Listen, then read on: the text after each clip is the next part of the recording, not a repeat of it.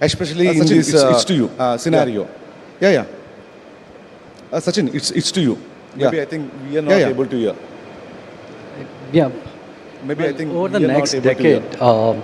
the climate risk will fundamentally reshape the way India and the investors make equity investments India in India. And the investors make equity investments in India, wherein I clearly see direct impact of the climate risk. Wherein one is there is a direct impact of the climate risk. Second is transition risk. One is third is regulatory risk, and second is transition risk, which is very critical for any regulatory risk, is a cost of capital, which is very critical for any investment one by one, is a cost of capital. One is physical risk. I'll take these issues one direct impact on one is physical quality and the cash flows, wherein there is direct India impact is amongst the most vulnerable countries in the world. India is amongst the most vulnerable countries in the world. So what it means the impact as an investor, and while making an investment or incurring capex as an investor, and while making an investment incremental incurring capex for the changing climate conditions, you have to put incremental capex for the changing climate conditions, more frequency and severity. We are seeing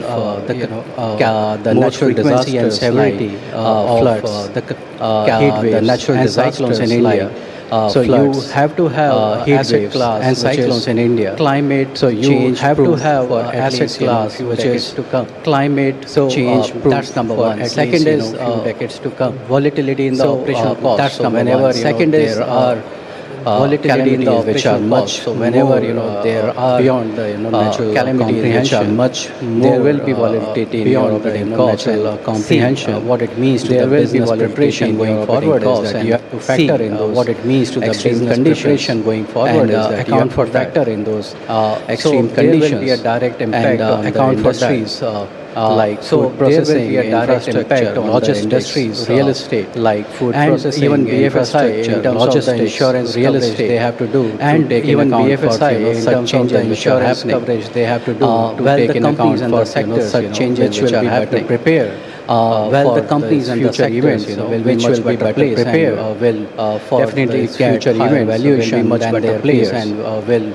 Definitely second is transition than their peers. As we speak, second is the policy and the technological advances are towards decarbonization. The policy and the technological advances are towards decarbonization pressure from the European Union. There is a global supply chain pressure from the European industries, which are the major cause for pollution like the steel, which are the major metals, cause for pollution like the steel, have to undergo transition and become greener in their operations. They have what to undergo transition and become greener in their loss operations. In the margin, what it means to pressure going forward. Loss in the margins and regulatory pressure. For example, the thermal power plants, we are already seeing they are being penalized. For example, the being in the wrong place, we are already seeing they are being penalized. Valuation discount which the market is putting to place. At the same time, there is a valuation discount no institutional investor. At the same time, you would have seen that no institutional more investors into the brown into the asset class which is polluting. More investments into the brown into the asset class which is polluting. There will be a pressure on this particular sector. Forward, and any investor there will be a pressure looking on this particular sector going forward. And any investor he will think who is looking whether this asset or asset class going forward into the future he will think whether this asset or asset class climate change temperature within 1.5 degrees Celsius being the global target. The climate change temperature within 1.5 degrees Celsius is the global target. Regulatory risk, for example, SEBI has already put in norms. For example, SEBI has already listed companies in India. Put in norms. Earlier this norm was voluntary. Now listed companies in India. It has been earlier this norm was voluntary. And going forward, there will be more pressure and compliance requirements from the government body side. There will be more pressure and compliance requirements from the government body side, even including more stringent because for the bigger companies integrated globally. Even so, while they have to adhere to the domestic norms, they also adhere to the global norms. And so, while they have to adhere to the domestic norms, they also adhere to the global norms. We have because we have something to do. West. So I want to finish it up here. Restriction we have because we have something to do.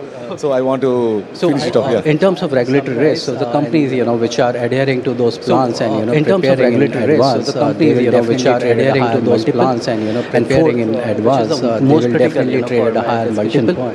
And is the cost of capital, which is very close to my heart. Being an investor myself, I know is the cost of capital very close to my heart. You are an investor myself. Climate change and ESG compliant. That you can get longer climate change and ESG at a lower cost. You can attract superior equity capital debt at a lower again comes at a lower cost. Attract superior equity capital, which again comes at a lower cost. It means that and you get your cost of capital is going down. All in all, the market will provide premium. Your cost of capital is going down. The valuation, the market will provide ESG premium. And climate change risk matrices, they are not the valuation lip service or ESG and climate change risk matrices. They are not to change the way we are going to invest. ESG norms and they are the valuation drivers. Are going to change the way we are going to invest.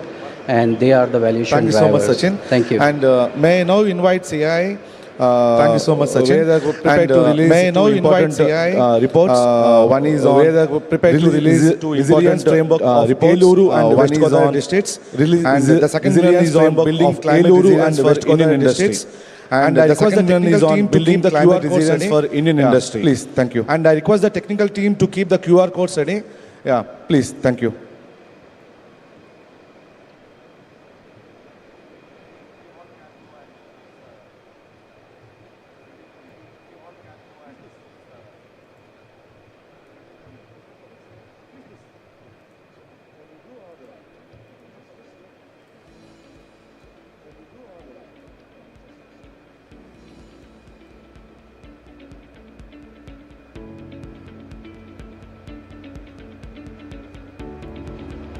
Ladies and gentlemen, the launch of the report on disaster resilience framework of the launch of the Eluru report and West on Godavari disaster district. resilience As you framework can see of that we have Eluru a QR and code West on Godavari district. screen. You can, As you can see that we have a scan QR this code QR on code and download screen. this You can report. Scan this QR Let's have a code big and round of download applause. this report. Let's have a big round of applause. We also have the launch of a second report. We also have the launch of a second report. The second report is on building climate resilience for the Indian industry. The second report is on building climate resilience for the Indian industry. Can we please present the reports?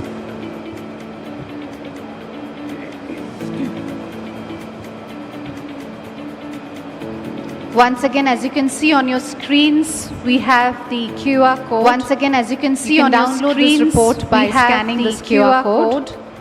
You can download this report by scanning this QR code for the Indian industry. Building climate resilience for the Indian industry.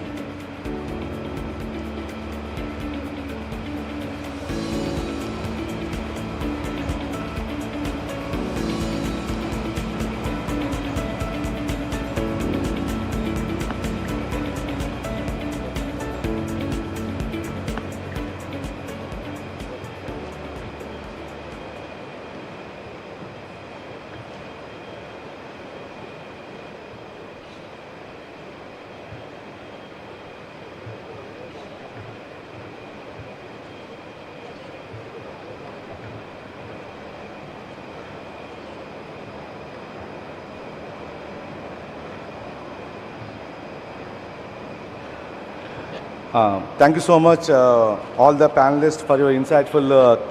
Thank you so much for today's discussion. All the panelists for your insightful. The key examples, contributions for today's discussions definitely will give you a lot of the key examples and you have shared with us. Definitely will give you a lot of policy advocacy to deliberations and today's discussion, which is centric on the climate risk, is a very business risk. Today's discussion, which is also that centric on the climate risk, become a strategic opportunity business risk, right, for Indian enterprises. But also that resilience, so the climate become a and early adaptation are essential for competitiveness.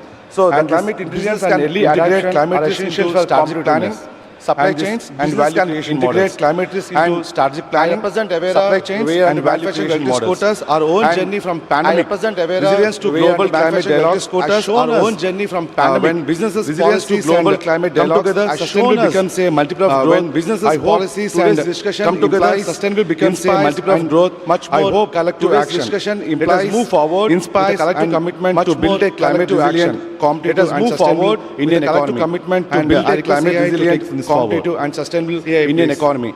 And I request CI to take this forward. CI, please.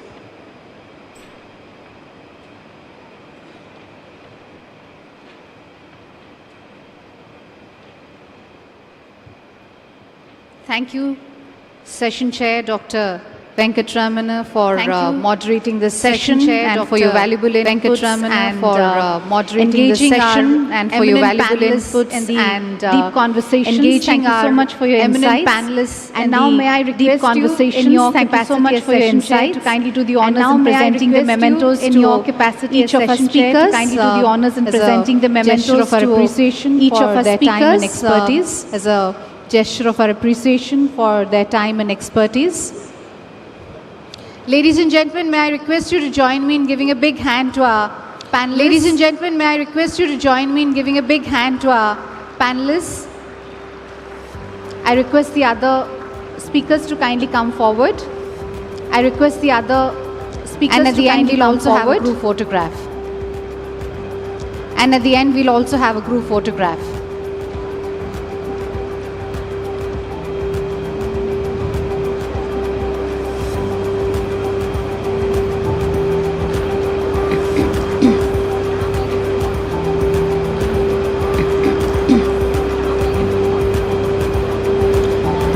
And on behalf of CI, may I invite Ms. Seema Arora and on behalf join of CI, on stage and present the memento to our session moderator. Please join us on stage and present the memento to our session moderator.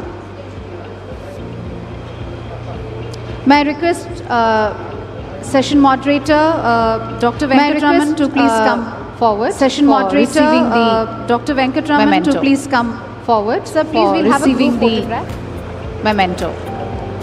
Sir, please requesting all the speakers to kindly come forward for a group photograph. Requesting all the speakers to kindly come forward for a group photograph. Please join us for a group photograph. May I request our speakers to please join us for a group photograph.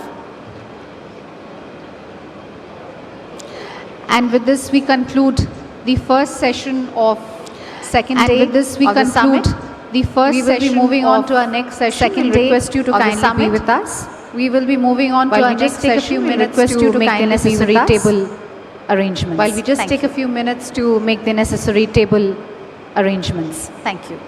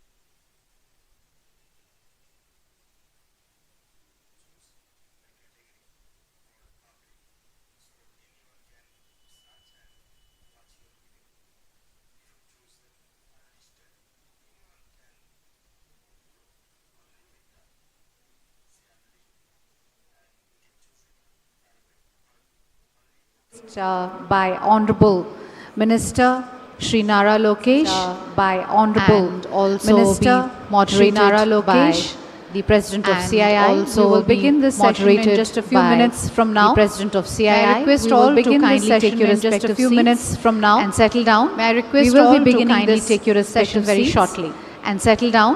We will be beginning this session very shortly.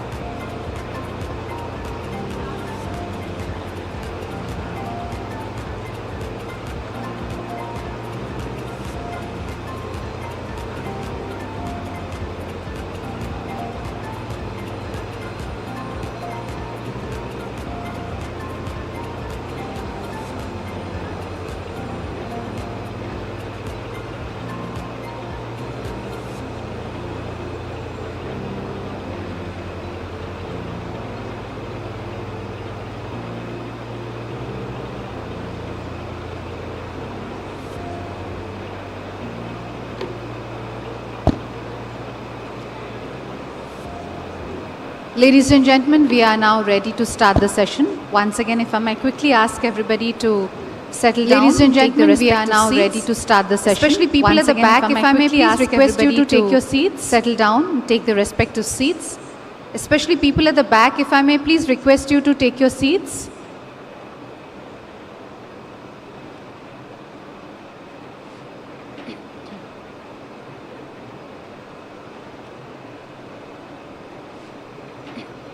Are the result of our choices.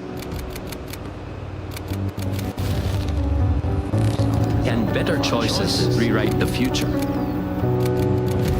That is the question we ask ourselves every single day at EcoRen. The more greenhouse gases we ask ourselves every single day, the more the planet warms.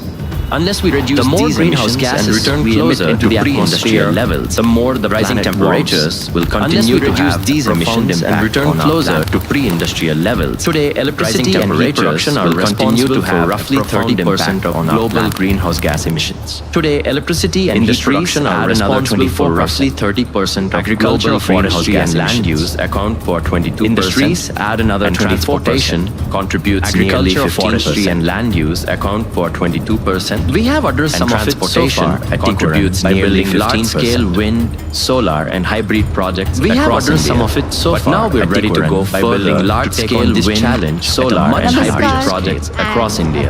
But now we're ready to go further to take on this challenge at a much larger scale. And disruption into opportunity. To our session on AI and future of jobs, turning disruption into opportunity.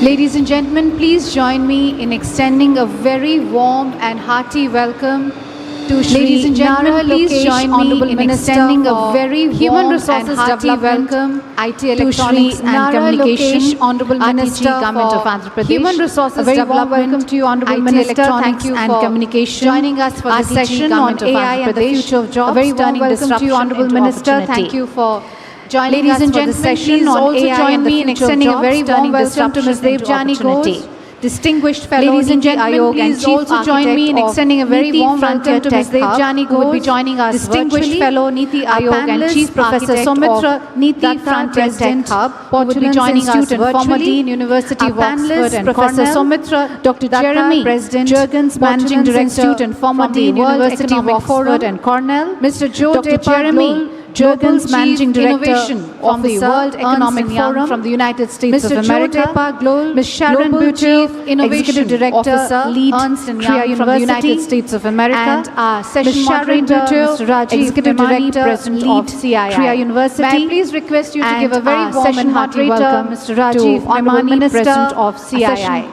Chair, May I and please also request to you to all give a eminent very warm and panelists. hearty welcome. Ladies to and gentlemen, Honorable Minister, AI is reshaping session work, chair and automating also tasks to all while creating eminent new panelists. roles. And this session, Ladies and gentlemen, will define AI strategies is for reshaping work, to harness automating AI tasks while for creating new productivity roles and new this value session creation. will define The session will strategies explore for models businesses for to harness large-scale AI for reskilling productivity and and frameworks new value for a creation. human-machine The session will balance explore and models turns for workforce large-scale disruption reskilling into and inclusive frameworks for a opportunity-rich human-machine growth. balance. Ladies and turns gentlemen, workforce with these disruption words, I will into now inclusive request opportunity our session rich chair growth. to kindly Ladies make and his opening gentlemen, remarks and with these moderate words, the session. I will now Over to you. request our session chair to kindly make his opening remarks and moderate the session.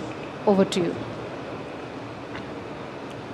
Good morning, ladies and gentlemen. A very warm welcome to this important session on AI and the future of jobs. Good morning, ladies and gentlemen. A very warm welcome to this important session on AI and the future of distant concept. Turning disruption it is transforming into how economies function, how industries grow, and how societies create concept. It is transforming how economies function, how industries change the world, and how societies we can shape this change. The question before us is not whether AI and sustainable employment, but how we can shape this change into an opportunity for inclusive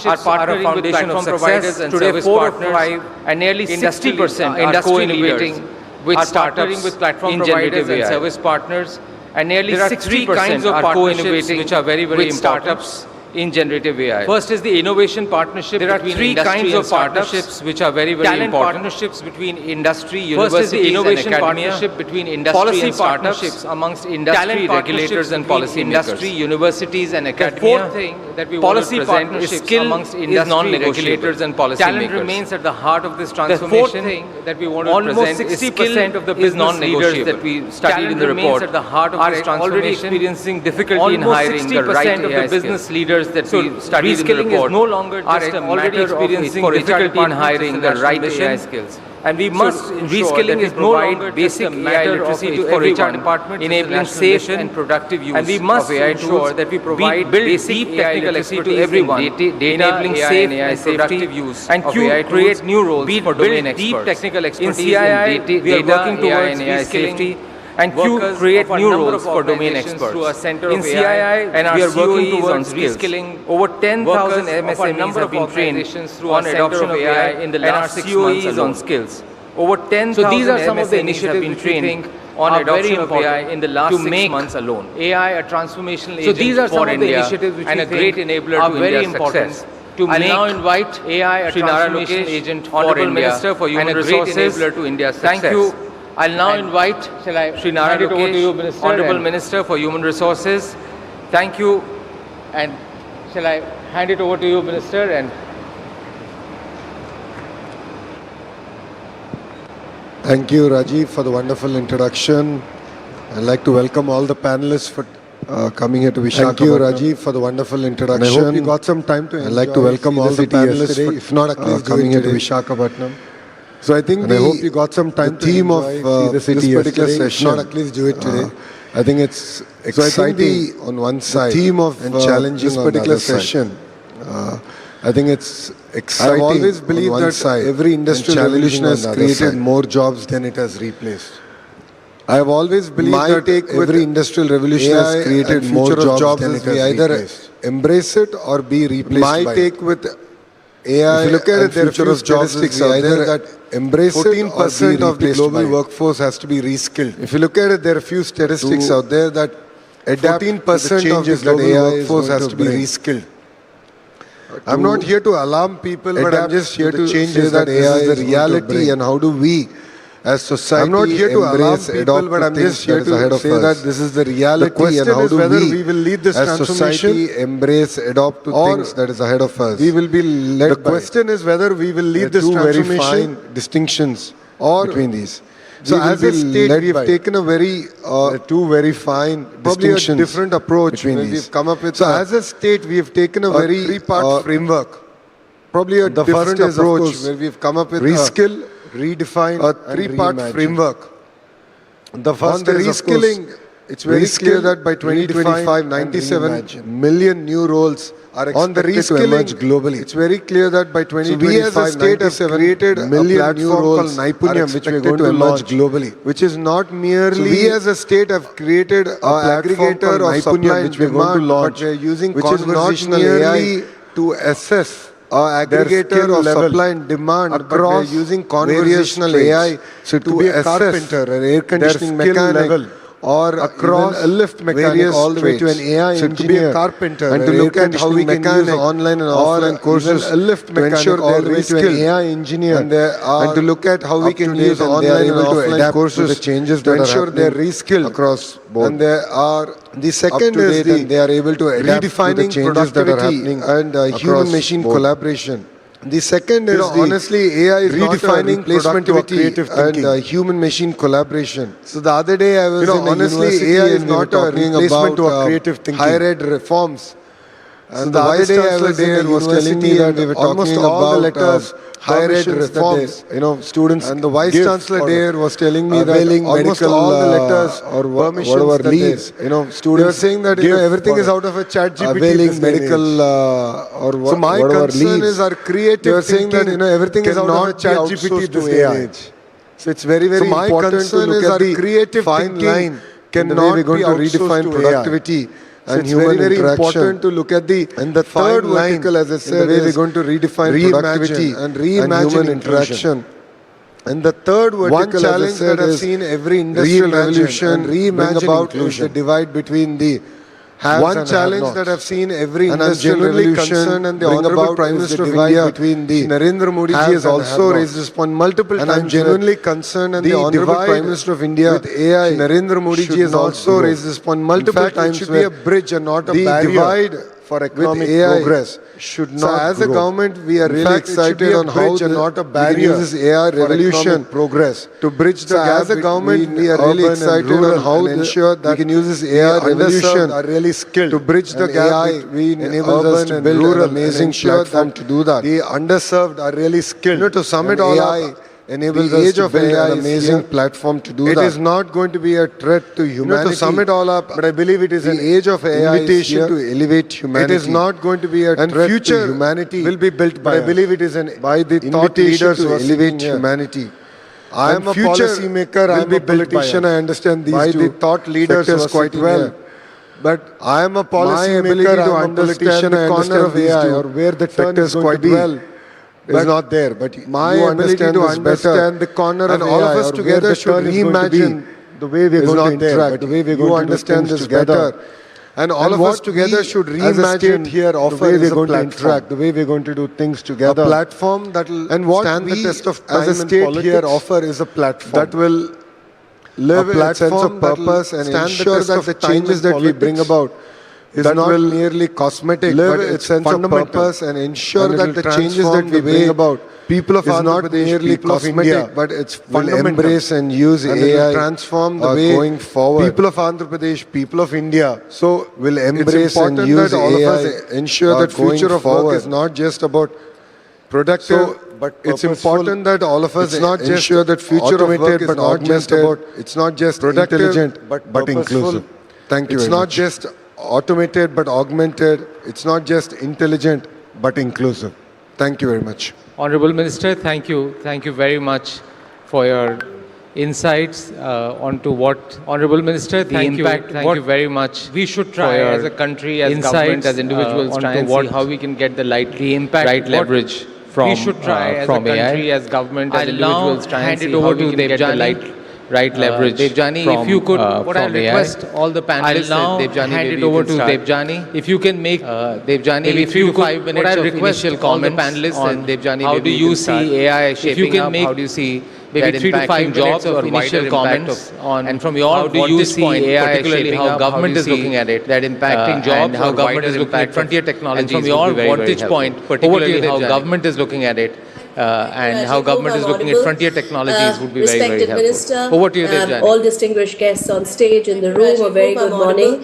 And respected Minister Lokesh, I'm very sorry all distinguished guests on stage in the room, a very good morning. City, hoping to make up for it very soon. Lokesh, I'm very sorry I couldn't thanks to CII for the invite. And experience the beautiful city, hoping to make up for it very soon. And jobs, I'm so glad to CII for the invite. What you did, because I think it is time and jobs. I'm so glad that Minister you said what you been going on for a very long time. It is time that we set to rest this short answer that has been going on for a very long time, and it is important on whether AI that we acknowledge this up front, because that's only half the story. Yes, it will. We need to now focus our time, our energy up front, because that's only half, which is the other half of the story. We need to now focus our time, our energy into what really matters, which is the other half of the story. You know, as you said, how can India turn driven by technology? They are not new.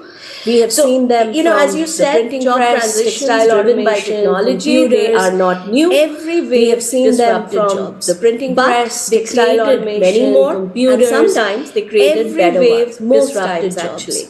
But so the job disruption, as I keep saying, and sometimes they created story, and to understand the full picture. So the job disruption, as I keep saying, along with the industry partners, and to understand the full picture, detailed study of India's 8 million tech workforce, industry partners, 6 million is in the detailed study. 2 million India's other 8 million tech workforce. And let me in these 3 minutes 6 million is in the tech what the key findings 2 million in other industries. Yes, and let me in these 3 minutes share very areas like software development, customer experience, jobs will be data entry operators, areas like software development, AI is already customer experience to 20% productivity operators, etc. And we believe AI is already giving 50% to 20% productivity gain. This we believe, and we believe this around 2 million to 50% the tech roles in India this in the next 3 years. Will lead to around that is again only half the picture. The tech roles in AI India is in the next 3 years. An entirely new universe that is again only half the picture. AI is different. The jobs that are getting created are very different from the jobs that are getting displaced. The jobs that are getting created are very different from the jobs that are getting created that are getting displaced. These jobs are far more specialized. None of them existed 5 years back. So roles like go and search AI, whatever your search engine is to see when these names started 5 years back. They started coming up in 21, 2022. Whatever your search engine is to see when these names started cropping up. They started coming up in 21, 2022. So, but what we're seeing is they employ thousands of people globally and large job categories. So, like we've had in the past, like data entry operator, which employ large job category. Like we've had in the past, like data entry operator, which employ specialized roles. And instead, what we will expand India's tech workforce of many specialized roles. And our estimate is it will expand around India's tech workforce significantly. And our estimate is it will add around 4 million more jobs. That's a major assumption we are building in the next few years. Provided we are building the right course, that's a major assumption we are building. So, if we have to change this narrative, we are building the right skills request in the country to take the lead in changing this narrative. If we have to change this narrative, has to shift from job loss to job transformation. To take the lead in changing this narrative. And as we talk about job transformation, the narrative has to shift from job loss to job transformation. And as we talk about job transformation, three things we need to work will change, as I've said. Work will change. So we apply what we call a 3W lens. A developer will change, as I've said. It's not going to be enough for a developer to just know coding. Today, they have to know LLM APIs, for example. It's not going to be enough for a developer to just know case analysis, for example. They have to know LLM APIs, so the job roles are changing. QA engineers are changing. To know edge case analysis, for example. So the job roles are changing. The routine entry-level jobs that you had, and third, at the starting point, the end of the pyramid. These are shrinking. Entry-level jobs that you had are getting way more specialized. The end of the pyramid. And then there's a new top layer of hyper-specialized jobs that is emerging, AI architects, and then there's a new top layer of hyper-specialized jobs that is emerging as we build out the skills DevOps, etc., etc. And this is a shift we cannot ignore as we build out the skills framework. AI is not going to create millions of similar jobs. So I'll sum up by saying AI is not going to create millions of similar jobs. Create thousands of deeply specialized jobs, which will result in millions of employment in the country. And we believe that if we can act with urgency, that if we can act with urgency, coherence, workforce can grow from 8 million today can grow 12 to 13 million to by 12 to 13 million, positioning India as one of the world's largest AI talent powerhouses. But there is a need for coherence. But there is a need why the Niti Frontier Tech Hub in its study has recommended in its study that we need a national AI talent mission, which is a whole of government approach that brings together the different skilling initiatives that exist in silo into a national effort. The difference between job loss and job creation, I strongly believe, will depend entirely on the choices we make. We have the talent, we have the scale, and I do believe we have the scale, and I do believe we have the intent. Is urgency. So now what collaboration and unity of collaboration and Minister as Niti Frontier Tech Hub, we would love to partner with you, with CII, to see how Andhra Pradesh, the framework how Andhra Pradesh, how the framework that you're building, a framework for the rest of the country to achieve this purpose. Thank you very much. To achieve this purpose. Thank you very much. Thank you, Devjani. Thank you, Devjani. Clear comments. I think very similar to clear comments. Some of the findings that we have in the report. We have in the report. Is the nature of jobs that will change. Is the nature of jobs that will change. As a country, as a society, how we equip ourselves to be ready for that change. How we equip ourselves to be ready for that future with AI. Will determine our future with AI. So thank you very much. Now hand it over. Maybe we'll start from this corner here. Maybe we'll start from this corner here. Joe is my partner in crime in EY. He is based in the Valley. He just came here in the Valley. just came here. Great to share your perspective. Joe, will be great to share your perspective. India is. You heard a little bit great to get your perspective on what's happening around the world, what's happening in the world of AI, in context of jobs in the world of AI, in context of jobs and generally overall how the development Thank you, Rajiv, and thank you for the hospitality to CII. It's always amazing to be in India. CII, it's always amazing to be in India. People is something that I think is really special. Of the people is something that I think is really special. From an innovation perspective, I think what's important is every single client and every single organization and every single government around the world is asking the same set of questions. The speed of technology evolution is something none of us have ever seen before. Three key components that are going to be required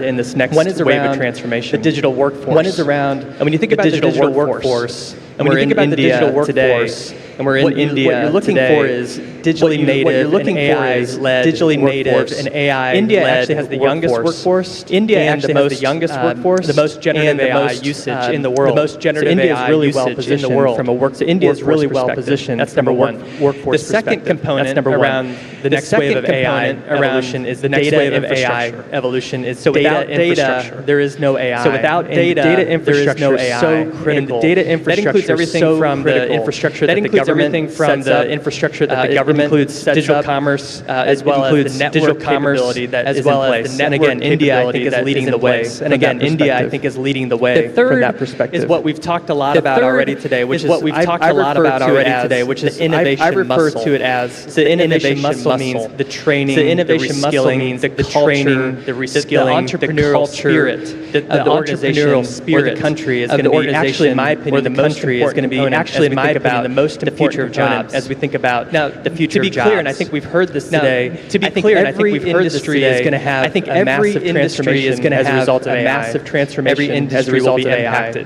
We are seeing some industries impacted more quickly than others. For example, finance more quickly than others. For example, finance.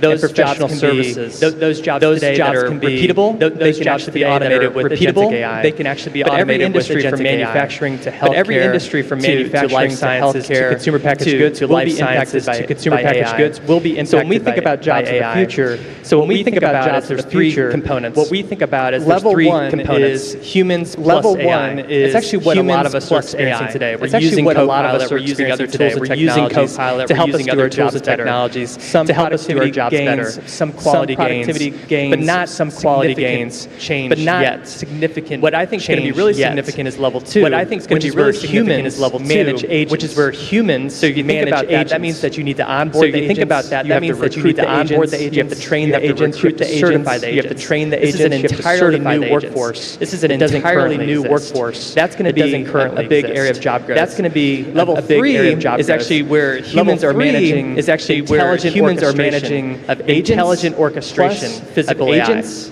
So that's when things really start to progress. So that's when things really start to progress. Agents and physical AI.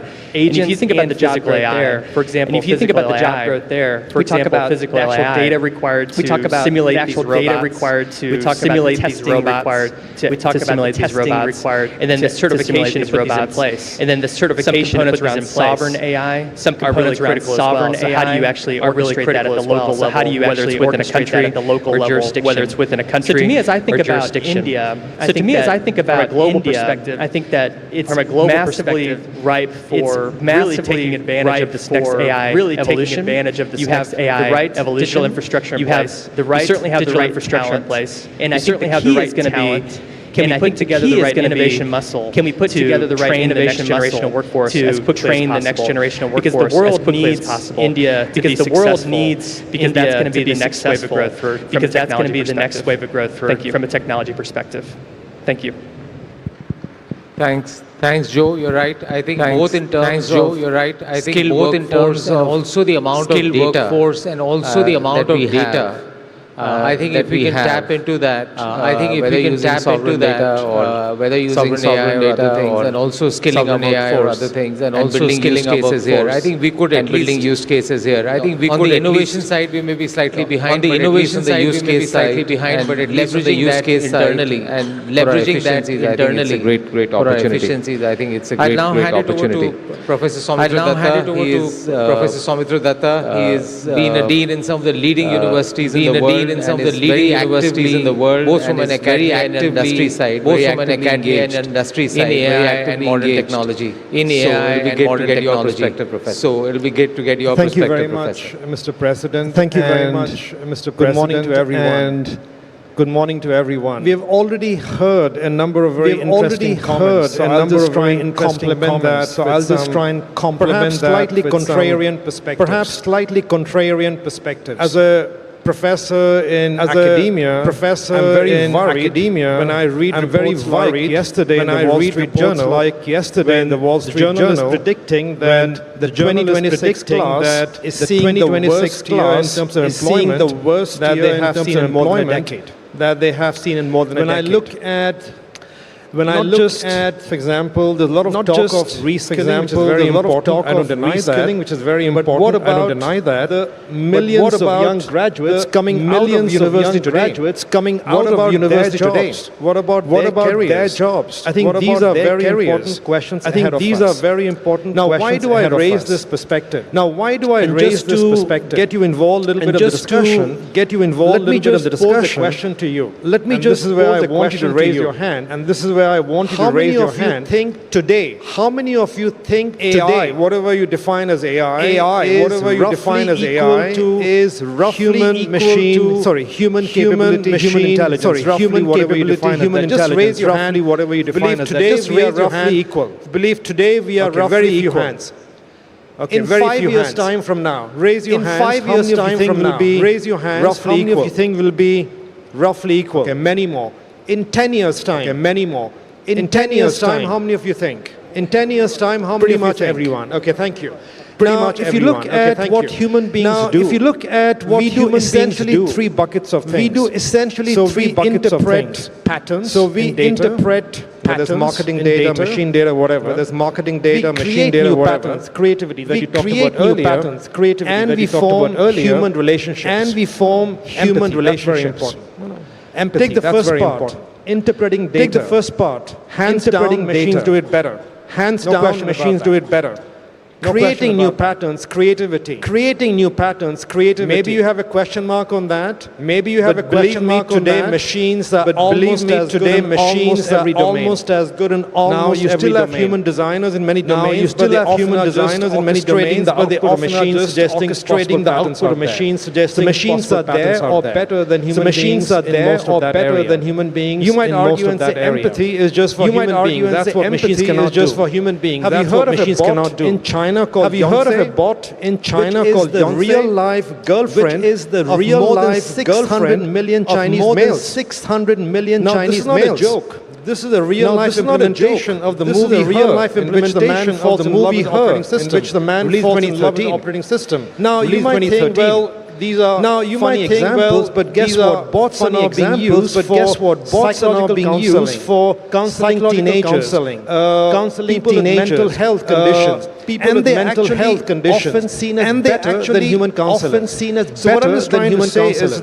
So what I'm just trying to say is that if you look at all the three dimensions, creating new patterns, forming relationships, machines forming relationships.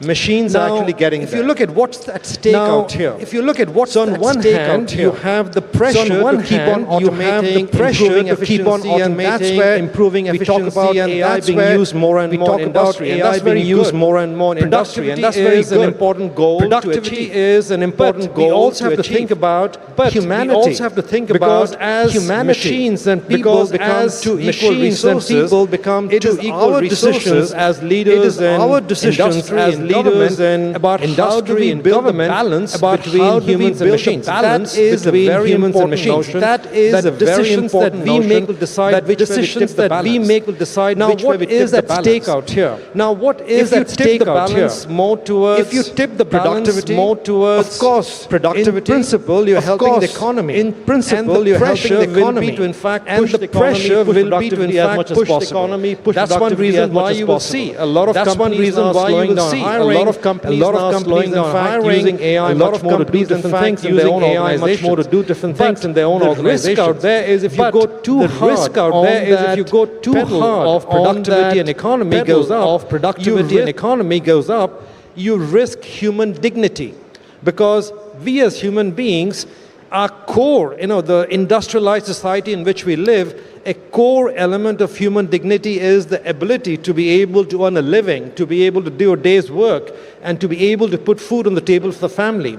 Now, how do you in fact balance the two is, I think, the most important decision in front of us. And I don't think, honestly, today that most companies, most national governments are really looking at that in a sensible, deep manner.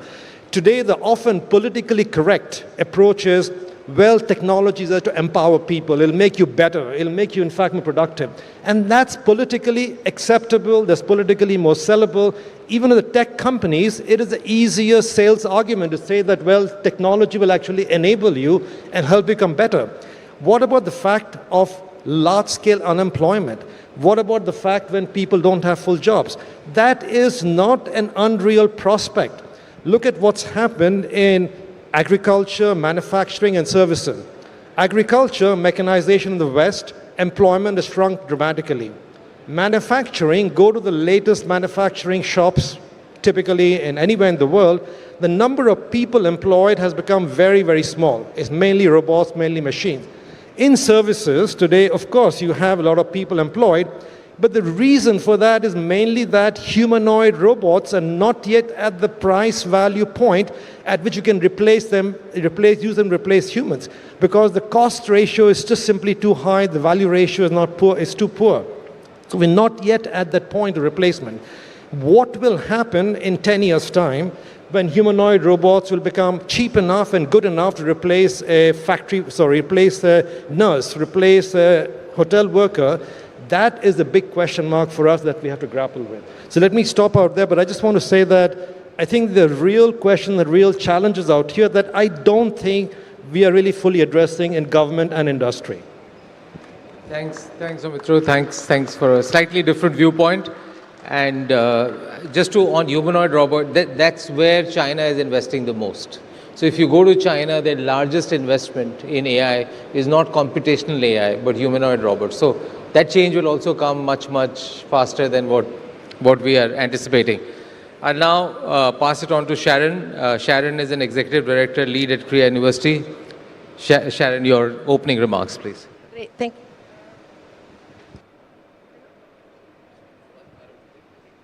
Thank you. Although I study technology, it really evades me.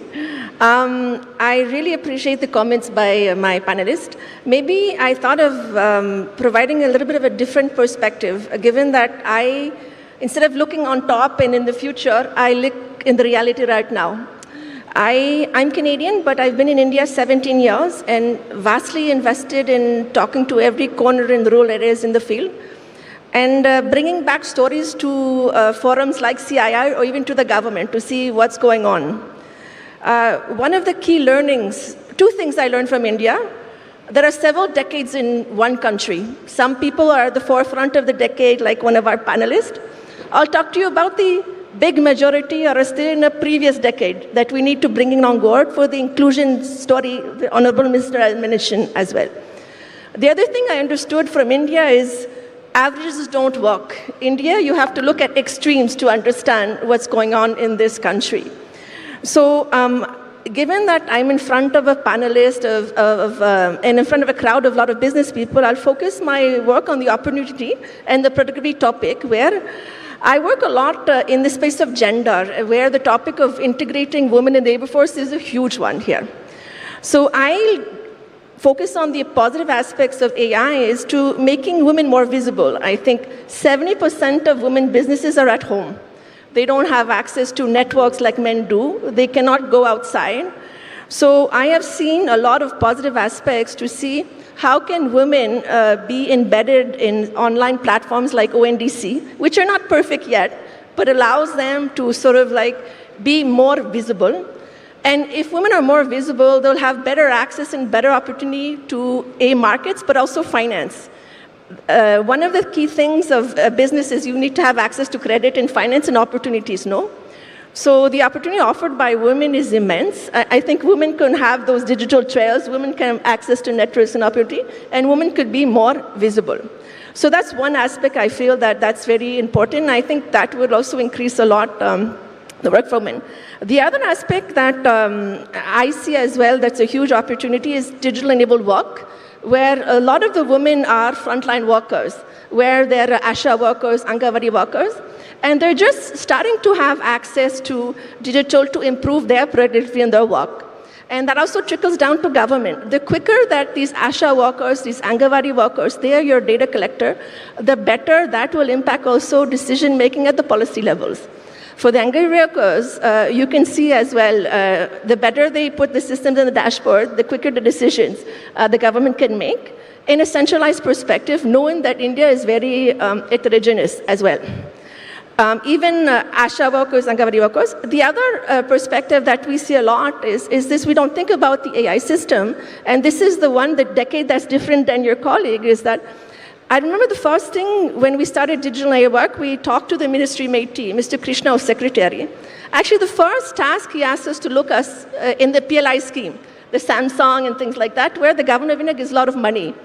And we see that that's one of the areas where women are enabling the AI ecosystem by chip production, etc.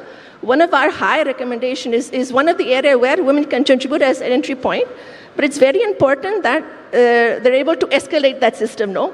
So what we've noticed, and when we studied the PLI scheme, is that yes, women are part of building AI, but they're at the low entry. So our recommendations would see you need to make sure that women are not just at the, because they have small fingers and all, they can assemble stuff.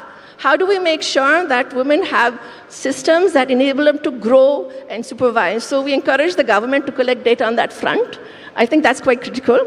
On that front as well, talking to the ministry, and this is a very India context. So India is a very big consumer and producer of digital AI. It's not a great designer. So, and very few women also are part of the design, and very few people in general. I think India itself designs their own maybe 15%, which is staggering. And I think that's where an area where you need to integrate and be more exclusive. Not only women, even people from remote communities, tribal areas. I've seen fabulous examples from that front. Lastly, I think one of the areas where we see a lot, and we call it maybe digital embedded work, and that relates to the colleague from Ernst & Young, where you see that there's a whole movement of gig economy happening in rural areas where, and it's a fabulous initiative from the Bashini, the Indian government, to try to democratize AI through languages. And I don't know if everyone saw the movie Human in the Loop recently, where they showcase that this allows women to be able to do work in their phone here. They can do maybe 10 hours of work when they can, when they're available in their local language. It also helps to integrate, making sure that biases that are in our regular work are not integrated in AI or digital, because I think the speed of AI and digital goes very quickly. So this is actually a great opportunity to make sure that we don't repeat that online. I think those are the opportunities, and we are working as well to make sure that women have starting to have, it's not only having access to a phone. I see a lot of this initiative from the government say access to the phone. You need opportunity, you need initiative, you need support. And we've learned from some systems as well, like the government said, we will give a phone, but those phones break. Those phones need investment in data points every month, no? Those phones also need to be replaced. And that's critical as well to see. So there needs to be a whole big portion of India that needs to be integrated in all of that digital AI ecosystem there. I'll leave it to my colleague somewhere else, and a pleasure to connect, yeah. Thanks, Sharon. We're sorry to interrupt, but we were running out of time. Jeremy, you're the last one. So my only request is if we can make it short. Sorry for this, but I know the minister has to leave, so thank you. That's right. So actually, I think I'm supposed to join the minister shortly, and I'll come to that at the end. So first, it's really a pleasure to be here, and I appreciate the hospitality of the government in Andhra Pradesh, of our partners at the CII, and all the people that I've met during the visit. I'd like to start with the challenge. We've heard a little bit on the numbers in India from Joe, also what that means in finance and professional services. The World Economic Forum has done research looking at 1 billion jobs globally. We interviewed 1,000 large companies across 55 countries and understood what this means for the future of their workforces. And what we saw is that we will lose roughly 92 million jobs in the next 5 years. 90 million jobs will disappear in the next 5 years. And that isn't even before we talk about all the jobs that need to be reskilled. But the good news is there's an opportunity to create 170 million new jobs. But those new jobs won't come on their own. It will take conscious action. It'll take programs from employers in how they design, how they reskill their resources.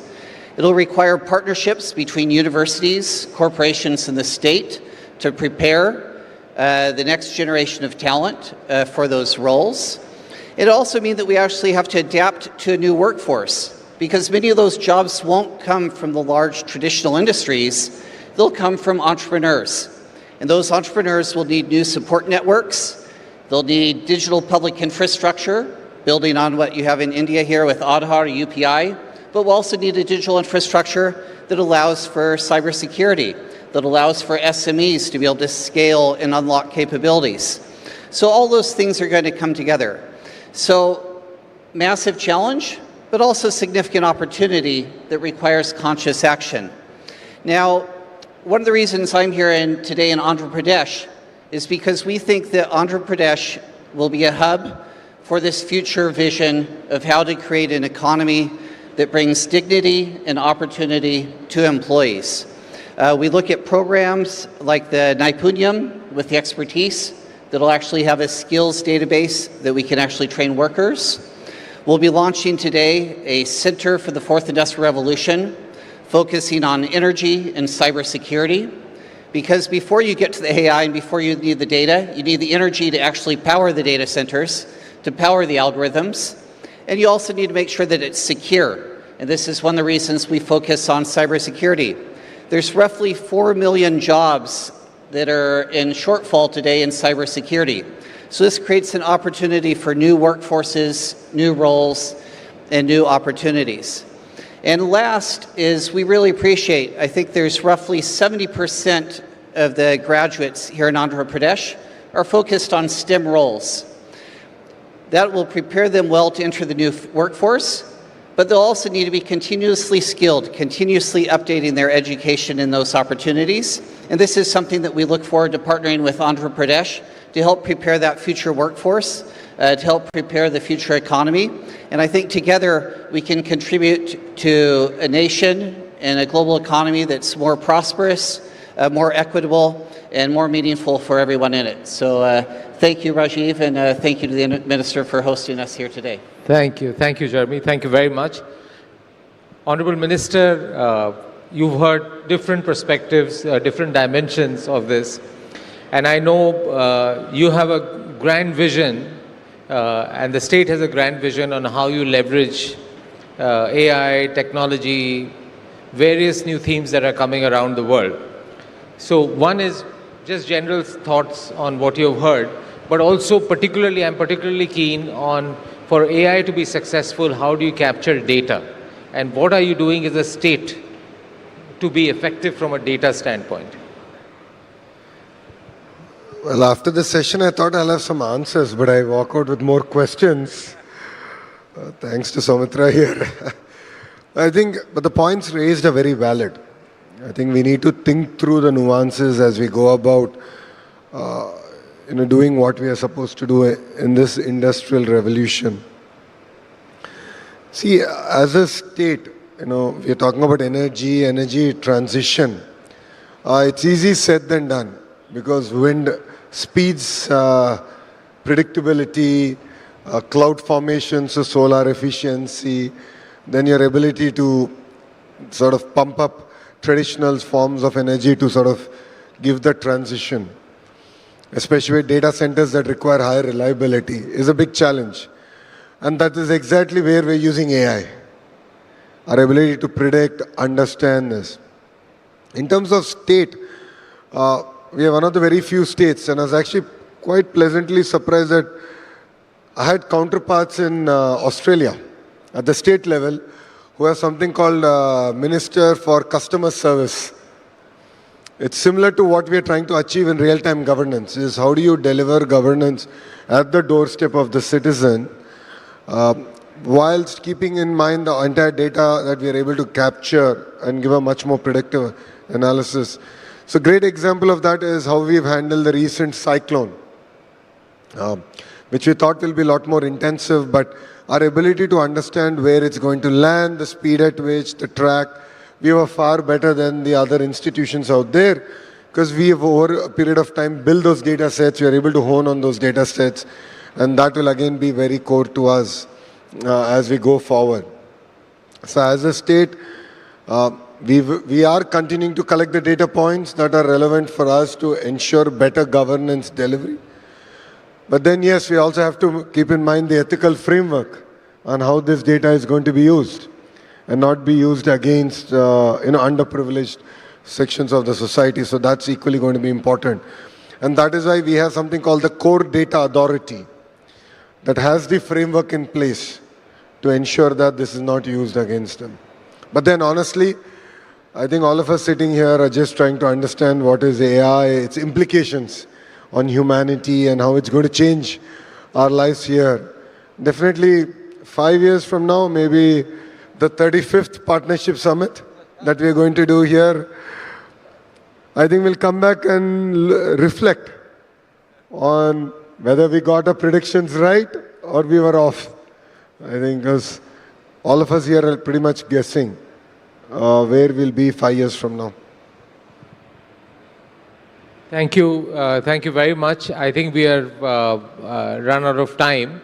I think only thing I probably like to add, Honorable Minister, and hearing everyone, very insightful comments from all the panelists, is it is a reality, and the question is, how do you make the most of it? I mean, you can see half full, half empty. Different people can have different perspectives. But if this is going to come, then as a country, as a society, as an organization, how do you make the most from this? Be ready, be prepared for this transition. And I think that's what, at every level, I can see that there's a worry, there is fear, but there's also some sense of opportunity of change. And I think what Debjani mentioned, what they're looking at from a government standpoint, if they're able to create that institution, that'll be really good. So before I let you go, CII, in partnership with EY, we have put together a report, and we would be really grateful if you could launch the report, which captures the present state of agentic AI in India. May I invite Mr. Chandrajit Banerjee and Mr. Hari Balaji, leader EY India's Center of AI Excellence, to please come on stage for the release of this report. Ladies and gentlemen, this report is on AI. Is India ready for agentic AI?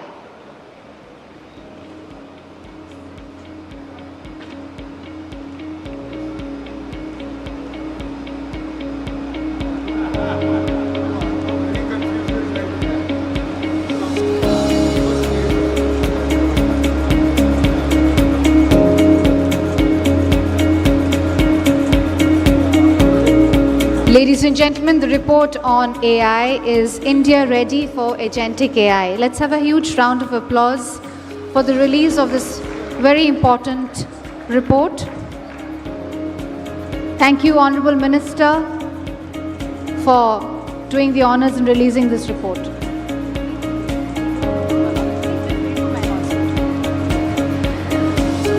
Ladies and gentlemen, may I please invite Dr. Mrs. Suchitra Kela, Vice President of CII and Co-founder and Managing Director of Bharat Biotech International Limited, to kindly come on stage. We have the MOU exchange between CII and Bharat Biotech Limited. I request Ms.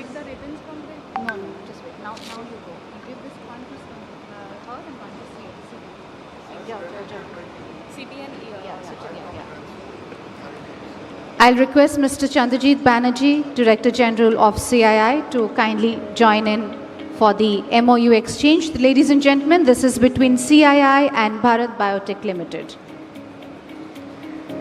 Through this initiative, CII Bharat Biotech will equip 30,000 youth in Vijayawada with soft and employability skills and provide career counseling and placements over the next 5 years. This is being done under the gracious presence of our Honorable Minister, the MOU's exchange between CII and Bharat Biotech Limited.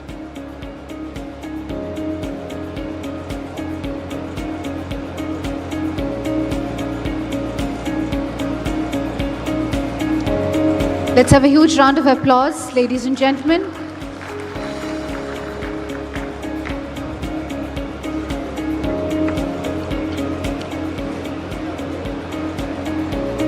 We will now present the mementos. May I please request President CII to kindly do the honors in presenting the mementos.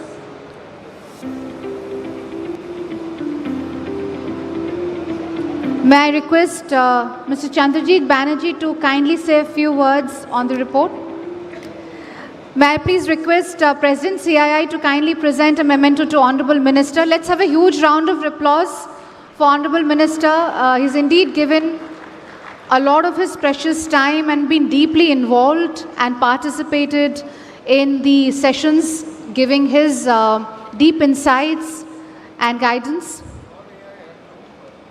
He's doing the honors of presenting the mementos to all the speakers. After you're done, I just want to make it small.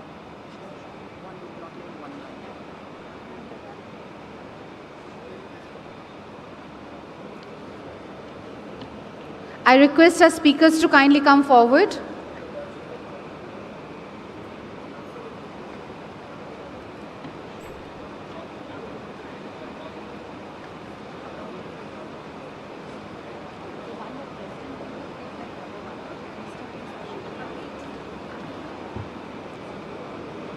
May I please request speakers to kindly come forward for the memento presentation.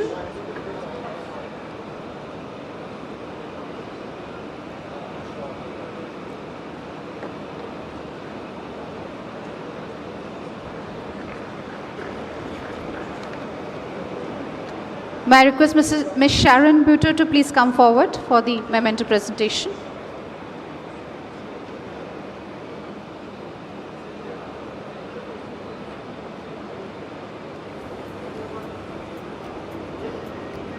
Can we have the applause going, ladies and gentlemen?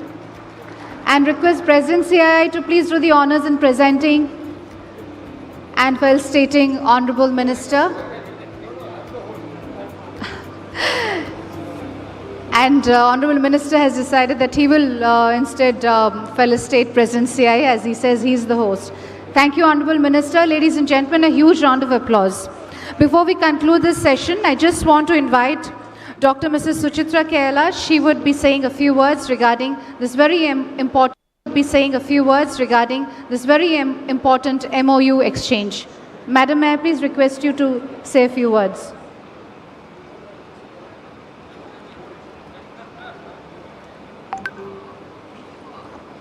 I just would like to make a small remark to the Honorable Minister and to the Government of Andhra Pradesh. Yesterday I had made a statement about our commitment in ensuring that we will participate in skilling and livelihoods and employment generation for the state of Andhra Pradesh. And here is, today we have just demonstrated a very small step in that into that goal of ours, and we will extrapolate it further going in the in the following years, to take it as much as possible in order to upscale, skill, create livelihoods and employment for the youth and women of Andhra Pradesh. Honorable Minister, thank you so much for your time in accommodating this request for us. Thanks a lot. Thank you. Thank you, Dr. Suchitra Kerala. Ladies and gentlemen, with this we conclude the session, and we'll be immediately moving on to the valedictory session, which will be happening here in this hall. So you all requested to kindly remain with us, and we will just make the necessary table arrangements before moving on to the valedictory session.